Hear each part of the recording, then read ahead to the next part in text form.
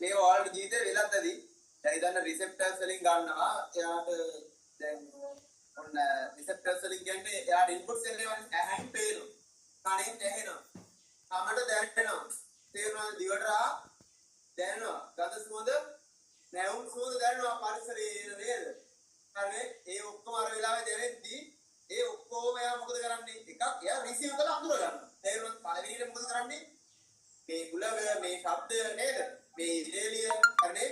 මේ හැමදේම අඳුර ගන්නවා. මේ තියෙන උලගේ සත්‍යය ඇහෙන්නේ එලසා කියලා උඹ තේරුම් ගන්නවා. ඊට පස්සේ එකක් එයා රිසීව් කරනවා. දෙක අයිඩෙන්ටිෆයි කර ගන්නවා. හරිනේ? ආරනේ පණිවිඩය ආවා. ඒක ගත්තා.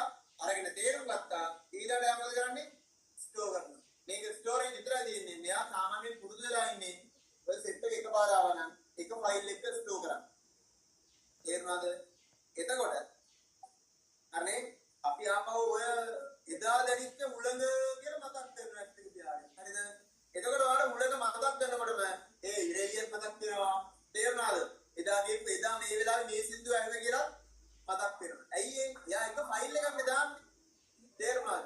අන්න ඒ වගේ දෙයක් තමයි වෙන්නේ. එහෙම වෙලා නැත්නම් දැන් ඉතහන් උඹ මොනවා හරි මගුල් ගෙදරක ගිහිල්ලා රස චිකන් කෑල්ලක් කනවා.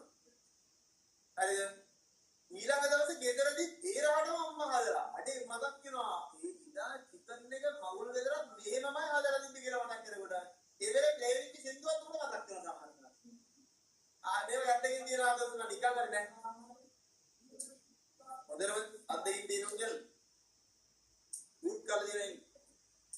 අර අත උස්සවල ගැටේ හරි. හරිද? අහනනේ කට්ටිය සින්දු. රෝඩ් සීලිං එකෙන් එන බොක්කෙන් අහලා නේද? අහවල් මුද්දලා වැඩක් කරගෙන. උදා බස් එක බලයි ඔය සින්දු අහනකොට අර ෆුඩ් සීලිං එකෙන් මුසල හැංගීම ඒව වේවා. හරිද? හරිද? ඒ රූට් එක නිද්ද කියවත් බදා වේවා. අර ඉතින් ආඩ උඹේ ජීවිතේ දේසින් දෙක ආතල්යක් ගන්න බෑ. අහන්න එපා බොක්කේ. නේද ඉතුරුනා ගන්න දෙයි ඊට පස්සේ. ඒ මුසල ගතිය ඒවම දැනෙනවා. අටකින් දිනා උත්තර ගන්න. හරි උරුනේ වම් බලත් කියන්නේ. අරුතර ක්ලාස් එකක් කරපු දෙලා ඉන්නේ. නේද? අනේ මම කියේක යන්නේ.